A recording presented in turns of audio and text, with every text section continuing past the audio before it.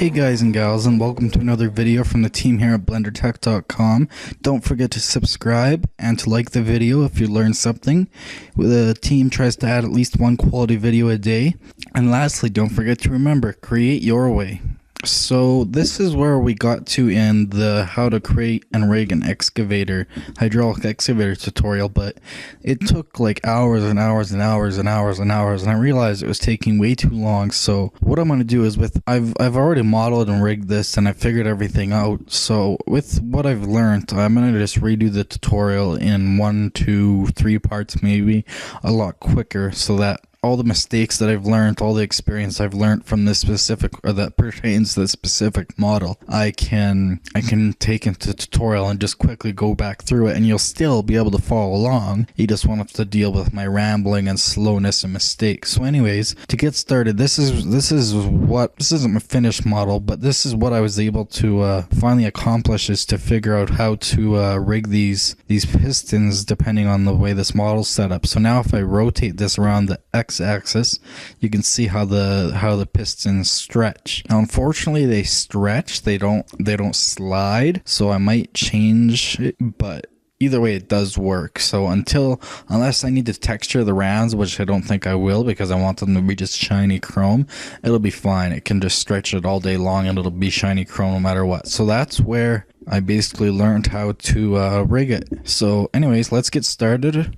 I am running, just so you know, today's daily build, December 1st, so I'm going to save often in case there's any bugs, and there may be a few things different from your version, but it should still be the same. I've already got the blueprints put in, so here's the coordinates. I will give you everything you need. In the description, I'll post links to all the blueprints and also the dot blend if you just want to delete everything and start again with the blueprints already set up. So I turned off the grid floor and I also turned on the Z-axis. I'm going to turn on screencast keys, and for background images you just need 5 of them: front, back, top, right, and left. Front, everything stays the same except for X is 0.120, and I turn the opacity of all my images down half to 0.250 so I can see the lines and verts better. For the back, it's exactly the same except for X is negative 0.120. The top, nothing changes. For the right, nothing changes except the size is 15.200, and the same for the left, the size is just 15.200. So with that done,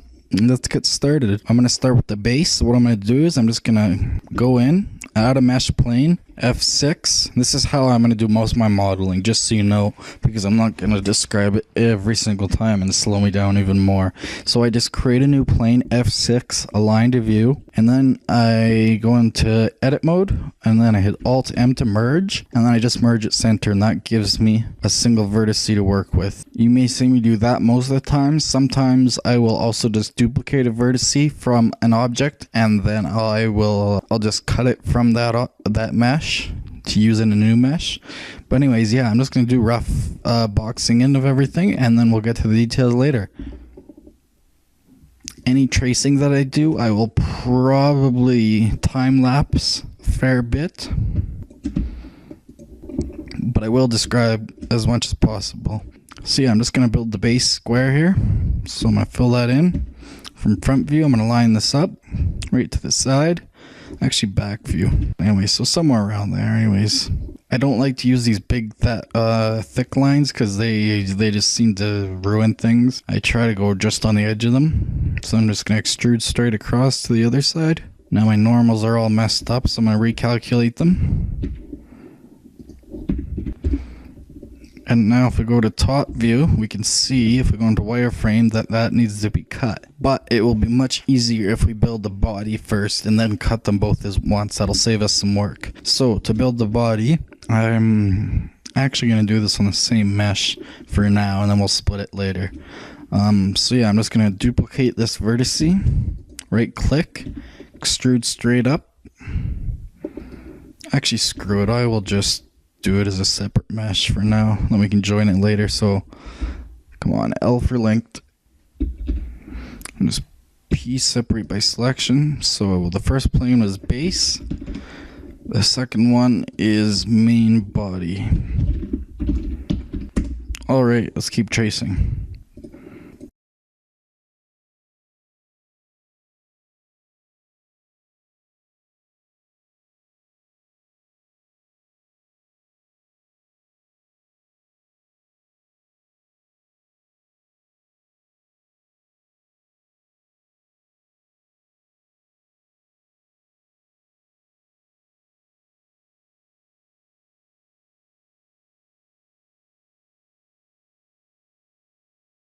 Now I'm going to use a lot of vertex snapping. You can see I'm in vertex mode and closest. So I'm going to do a lot of snapping so that it's a very precise model since it's mechanical. In this case, I'm going to grab along the Z-axis and snap right to there so that this is a perfectly straight line lines up with the base. Just like that. So now I can just go back to back view. I can select this, fill it with F. Back view, extrude all the way across. And I'm going to snap right to that corner so that it's the perfect size.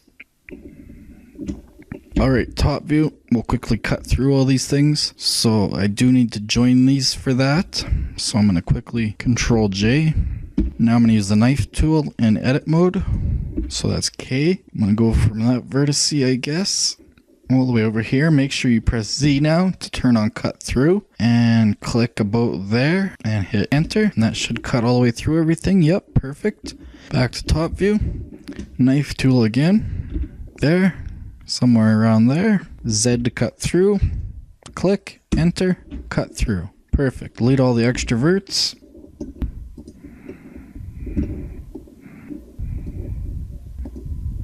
One extra. Fill everything back in, just select all, F.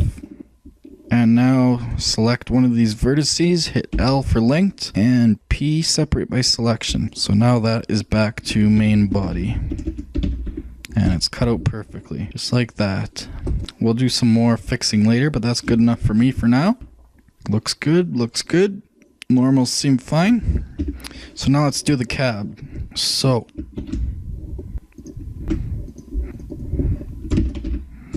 I like to keep everything very organized. You'll see that in the time to come. Edit mode, Alt M, merge center. Got a nice vertex. I'm gonna grab it and snap it right to this corner here so that everything lines up still. And then I'm gonna extrude it right to this corner so that it lines up with the base. And I'm just gonna start tracing again.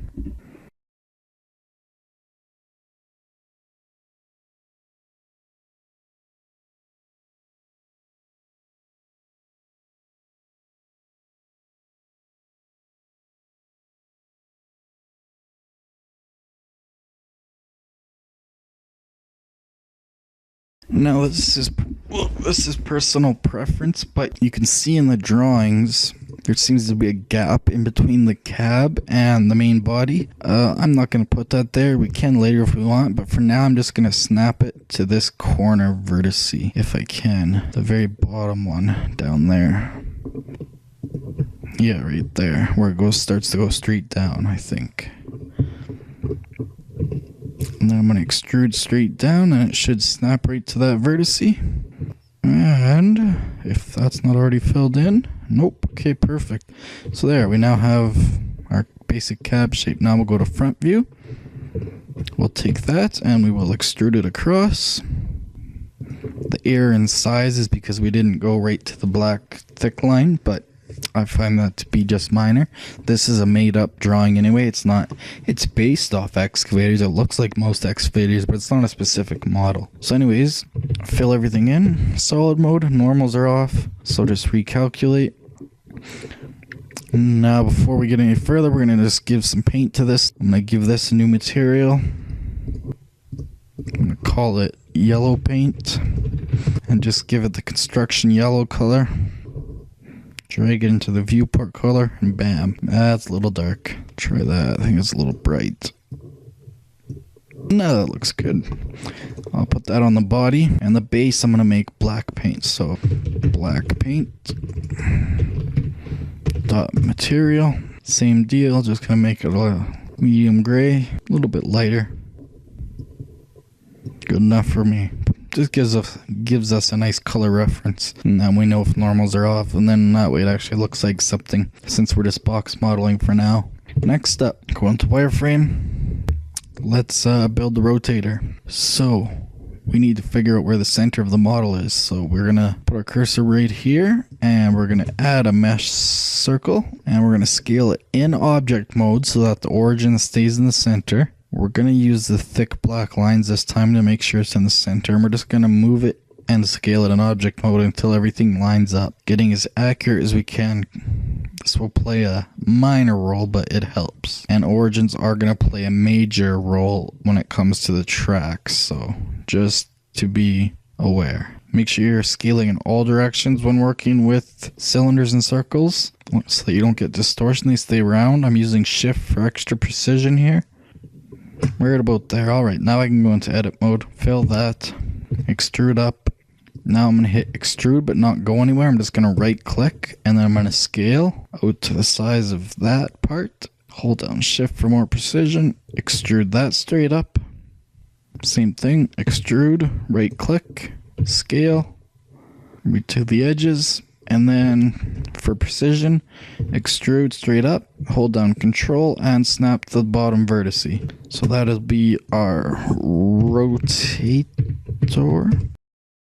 We're going to give it a material called brushed stainless. And for now, we'll just make it a light gray. Good enough. Alright, from front view, just make sure that lines up. That, you can see it's not perfect in all degrees, but it's pretty darn close, so I'm using these lines here. Now I need to build the substructure here. So I'm going to actually move my cursor to selected. That'll go right to that point right there. Then I'm going to add, well, I'm going to do my usual thing.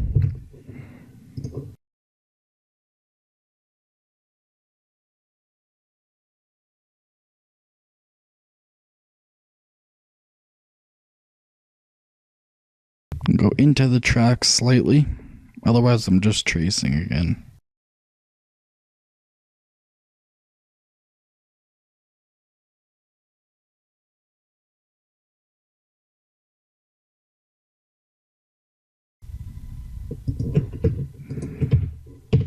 Fill that. Side view. We obviously got some messed up stuff here, so this has got to be grabbed along the Y, line it up with that, perfect. Back to side view. Now we gotta decide where we want it. Probably a little bit forward, not so it's showing, but about around right there, in my opinion. And then just extrude back to about the same place. Normals are off, recalculate. That is the basic substructure. We are going to give it I'm going to make this black slightly blacker, but black paint anyway. I'm going to make it slightly darker though, it's too light for me. Yeah, it looks a bit better, even a little bit darker, but whatever, good enough. Anyways, I'm going to hide that for now. I'm going to first call it a substructure. Hide that for now. Now, the rotator, same deal. I'm going to select it, move cursor to selected. Then I'm going to hide it. Now I'm going to add in a new Bezier curve. F6, align to view. Now I'm going to go into edit mode. First thing I do is I always turn off the normals. Makes it easier to see. And I delete the weird curvy one because I don't like rotating stuff. Now I take this and move it to the middle. Now you can't just snap to selection. If you do that, selection of cursor, it just messes it up. I haven't figured out. Oh, that'll fix it, I guess. Selection of cursor offset. Never tried that before. So yeah, just shift S, selection of cursor offset when you have the middle vert selected. And it's very, very, very, very, very important that the origin's right in the middle of your track right there. So the middle of your vehicle, which we defined with the rotator. And we're going to build our first tread right there. So that's very, very, very important that it stays right there and does not move. So anyways, the next thing I do when working with Bezier curves is I make the handles way, way, way, way, way smaller. I find it much easier to work with. So I'm just going to extrude this along the Y just out to there for now. Now you say, okay, you turned off the normals. How do we know which way our curve is pointing? Easy. I'm simply going to go into object mode and just add a Bezier circle under curves. I'm just going to scale it way, way, way, way down. And then under my Bezier curve, under curve options over here, I'm going to use bevel object and choose Bezier circle. Now we can tell if it's right or not. It needs to be a little bit smaller. Scale that down. I want it to be about the same width the treads. So just scale that down until it's about the right width. That's close enough. And then we can move that to garbage layer 11. We can delete it after. So now go back into edit mode and we're just going to trace out our curve. Half of it anyway. You'll see.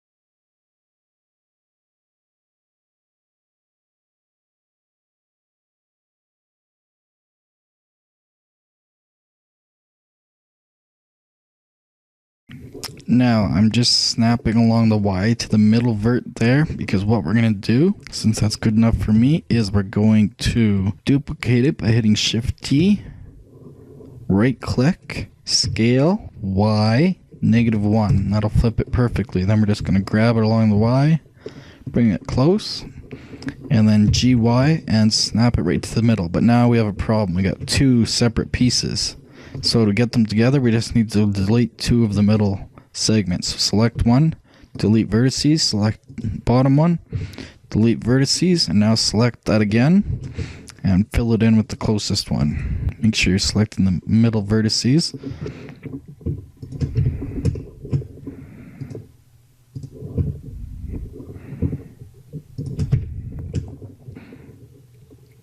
Perfect. We can get rid of our Bezier circle object now since we have a good curve. Now we just need to move it to where we want it, which will be somewhere around the center of our treads.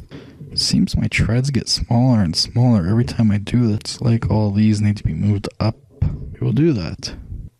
But then that ruins the origin, so I need to set the origin to there. So I need to go Shift S, cursor to selected. That'll put my cursor right there. Then go into object mode, Control Shift C, origin to 3D cursor. That'll set the origin right there, which I said is very important.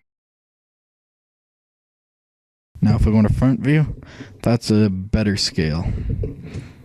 So we're going to call this track curve.L. We can delete our Bezier circle completely. We're going to duplicate track curve.L. Shift D, right click, move it along the X, somewhere in the center. Make sure the origin's still up there. Call this track curve.R. Now, to start building the treads, make sure cursor's to selected if you make any adjustments, because now we're going to make the actual treads. So hit Shift A. Again, make sure cursor is at the origin point. We're going to work on the left side first, this side right here. And I'm going to add in a mesh cube. Now, in object mode, I'm going to scale it down till it's about the size of the tread, just roughly. I'm going to, now I can edit it all I want, but we're going to go into front view first. We're going to just scale along the X and center everything up. So obviously these need to be moved over. So select them both at the same time in object mode to move them so that their origin points don't move, and just center everything. That is close enough for me. Alright, cool. So now for our tread, now we can go into edit mode. Well, first what I'm going to do is I'm going to subdivide this.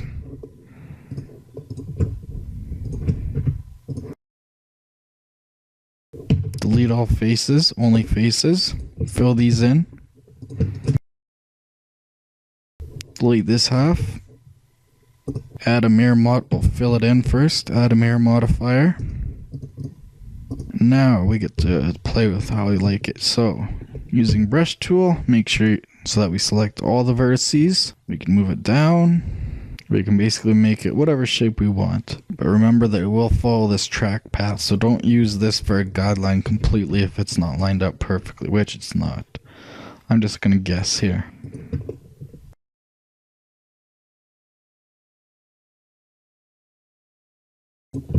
Now make sure clipping is off, because these little parts actually only come into about there. Actually, I shouldn't have done it that way.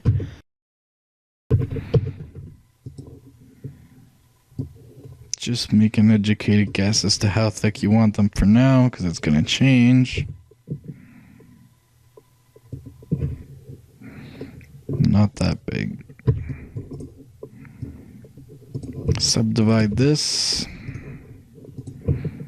Subdivide that. Grab along the X and line it up with those. Delete only faces. Refill all faces. Since we've subdivided, fill these in. Fill all faces.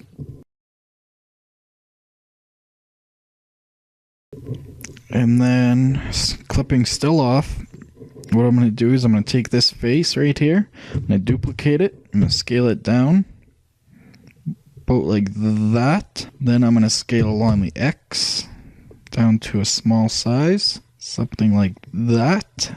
and I'm going to move it along the X, negative 0.3. Then I'm going to duplicate it again and move it along the X, 0.6. Too far. There. Now that's 0.3 blender units away from the center of the face. Take both of these. I'm going to roughly extrude them out as far as I think they need to go. Something like that. And then you can just get creative. Just duplicate a face, scale it down.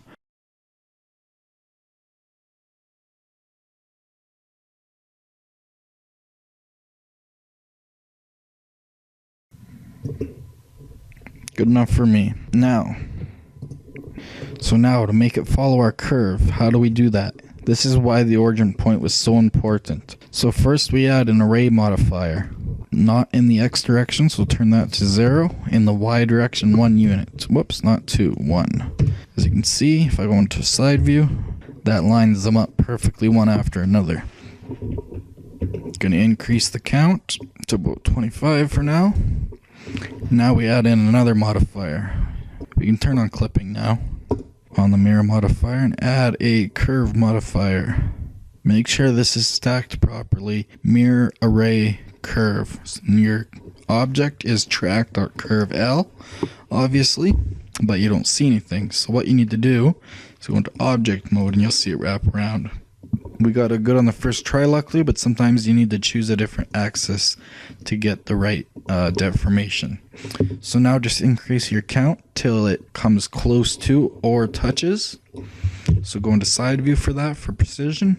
I got pretty close, but as you can see, these are touching wrong. So what I need to do is go back into edit mode, and I need to scale this down just a little bit.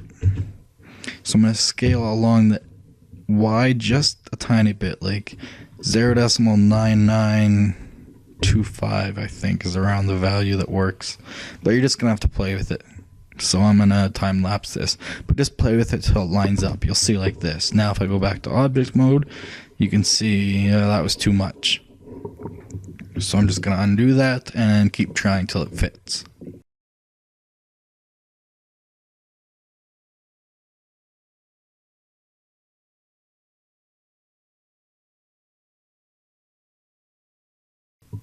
So in this case, 0.9965 seemed to come pretty darn close. I'm going to call that close enough. We can collapse our array and our curve modifier if we want. So there. I'm going to give it a quick material. Call this one rubber because we will be using rubber throughout the vehicle eventually. So I'm just going to make this a darker black, since we don't need to make any more adjustments to it. You'll see every time you move into edit mode, they stretch out, but object mode, it goes back like that. Now the cool thing is, all you got to do is you got to drag this and it keeps following the curve no matter what. So that's how we animate it crawling, basically. So now we're just going to simply duplicate this track. So Shift D, right click, grab along the X, and we need to line up the origins. So go into wireframe, and we need to line those dots up perfectly. Remember, we moved the other one, so this needs to come up to make up for that. They need to be at the exact same point. Shift for more precision. Right there should be good enough. Then for cube, I'm going to call treads.L. Second one is treads.R, and this works the same way, follows the curve. Just make sure under your modifiers, under curve, that it's got the right curve selected. We need to change this to R. It does work with the other one, but for rigging purposes, you need to change that to R. Keep everything in line. But yeah, so now if we select both of these, we can now make it look like it's crawling. So that's animatable and riggable once we get to that point. So I've done this in like 2/3 the time I usually would. I've never gotten this far that fast. So yeah, we'll leave that like that for now. We'll work on the bucket. All the details can come later because they're the hissy stuff. So yeah, for now we have that. So in top view, the first thing we're going to need to do, wireframe, we're going to need to cut out the base. So I'm going to hide the treads, hide the curves, cab, and the main body we're going to keep so we know where to cut to. So now we're going to use the knife tool again on the base in edit mode. K for knife tool, Z to cut through, and then we just need to cut this out. Doesn't have to be precise, we can realign it later. Just get it rough cut. You can see it goes over here and then up. And when you're in knife mode, you can still move and pan around after you've clicked cut down. And then according to my guesses, there appears to be some sort of little part here. So I go like this, and then to there. And then just for artistic freedom, I just give it a little ledge, and we can always change that later.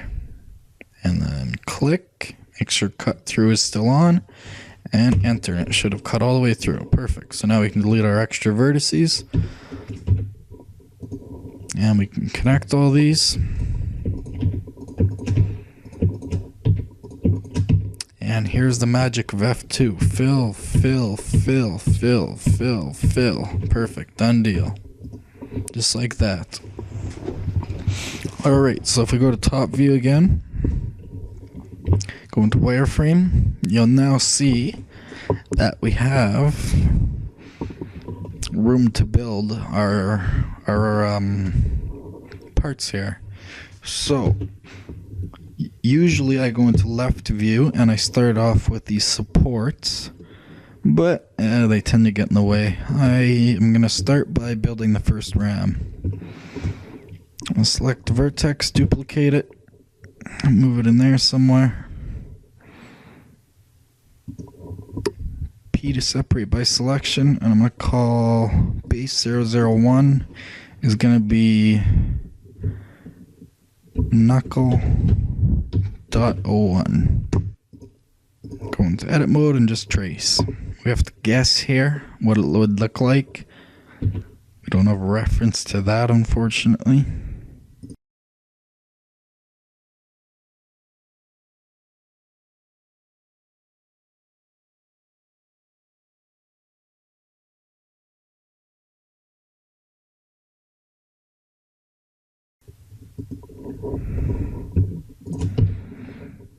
Fill that in. I'm just doing this really roughly because we just want to get it rigged and everything.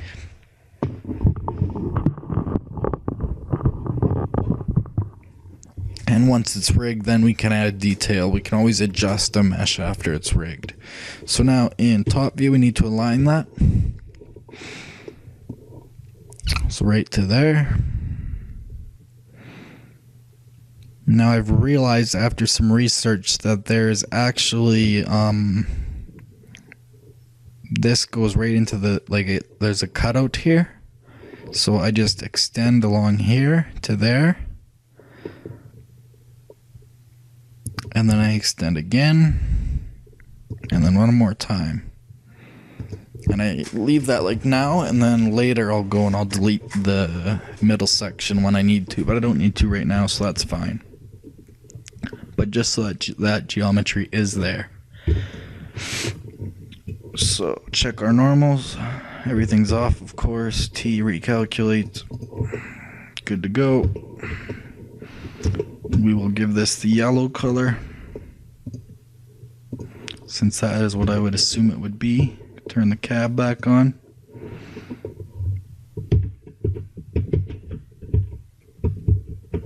Cool. Alright, now we can build the second one. So I'm just going to duplicate a vert, separate by selection. Knuckle 000 is going to be knuckle 02.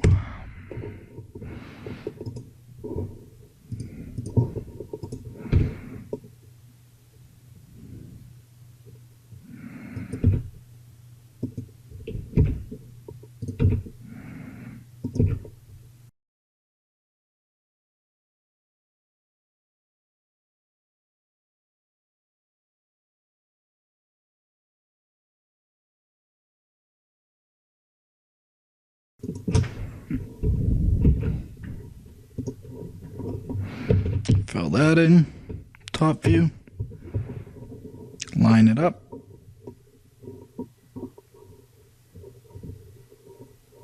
And it appears that all of these have some sort of cutout for the rams, so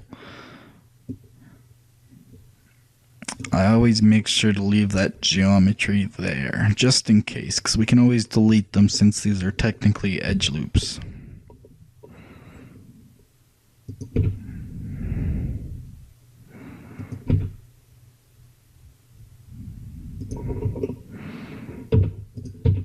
Recalculate normals, looking good.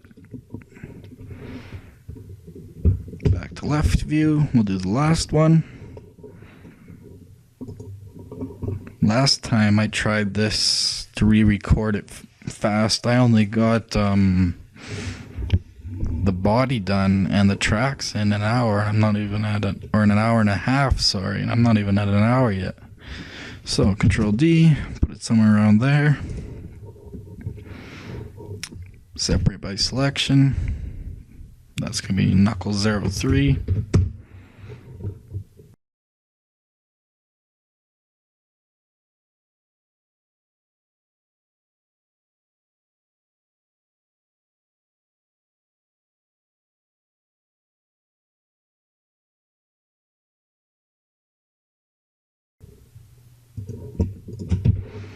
Fill everything. Top view. Line it up. Same as before. Extrude. Extrude. Extrude. We know the normals are going to be off, so just recalculate. Looks good.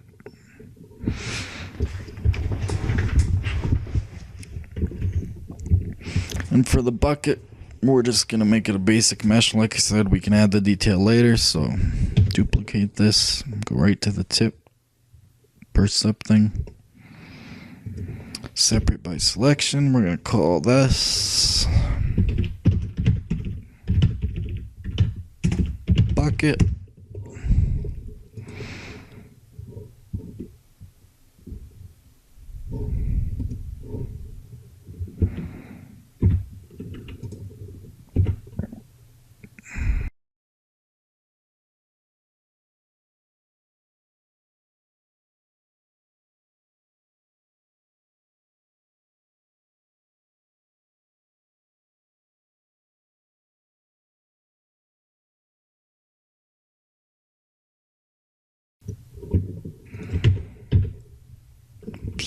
Fill everything.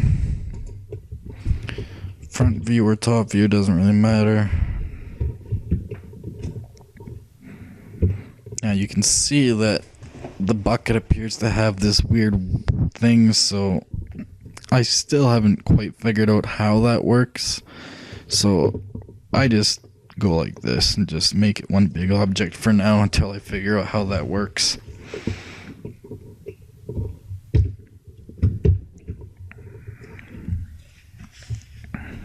Recalculate normals. Go solid. I'm going to give this the black paint material. A little bit of color difference. Unhide everything.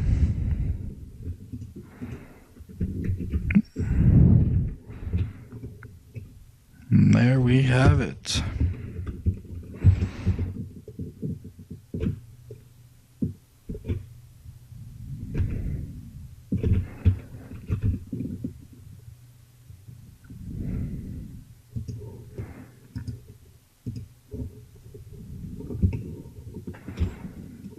The basic block form of our excavator in under an hour. Yeah, I'm gonna leave that there for now, I think. I just wanted to knock this out real quick. I had to restart quite a few times, and I said, screw it, I can just redo this in under an hour. Add in the support, add in the pins, and then do the rigging so that we can actually see our work at work.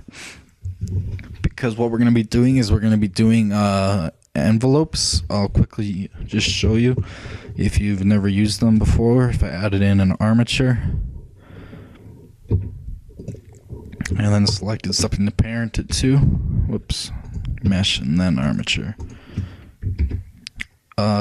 We're not going to be deforming with automatic weights as you usually would with a character. I'm going to be doing it with empty groups, and what that does is it takes every armature and it creates a vertex group for it, so that you can assign different parts of each mesh or any mesh or a whole mesh to each part of the armature. So in rigging it, we can rig one bone to one knuckle, and then we can continually change that mesh and just keep reassigning it to that individual bone. So yeah, that's what bone empty groups does, is it creates vertex groups for all the armatures, or for the entire armature. So yeah, we will maybe do that in the next part, and maybe start adding in some detail, but I prefer to do that last, just in case things change. Like you'll see, we'll have to move the base over a little bit, and I like to bevel the base too on this side right here, and then we gotta line this all up because it's not totally straight. It looks straight enough, but I like it to be perfect, so we'll do that. And yeah, there's boom supports to build, and then we'll have to build rams, but I've got a technique down for that pretty good. And yeah, after we get the rams in and everything, then we can fully rig it, and I can show you how to make this thing actually work. And then we'll add all the details, and then we will make sure it's all quads and triangles and all jazzed up so that it can be used as a game object, because I'm going to be using this in a sandbox kind of construction game. It'll be kind of like a construction simulator, just something I've been working on in Unity, and this is one of the vehicles I need, obviously, one of the first vehicles I wanted to make. So yeah, that is about all for now, in my opinion. Thanks for watching from the team here at BlenderTech.com. If you enjoyed this video and learned something, please like it, and don't forget to subscribe for more Unity, Blender, Photoshop, programming, and all sorts of other videos. We now offer hard copies of all of our videos, so if you'd like one to download later and you don't have a YouTube downloader, just let us know and we'll upload it to our service. You can watch later on the media player of your choice. If you did not like this video for some reason, please comment to let us know why, or email us at info@blendertech.com. Don't just leave. That way we can keep improving our videos and making them better for use, so that you get better information, so that we get better community results back. That's it for now, and don't forget to remember, create your way.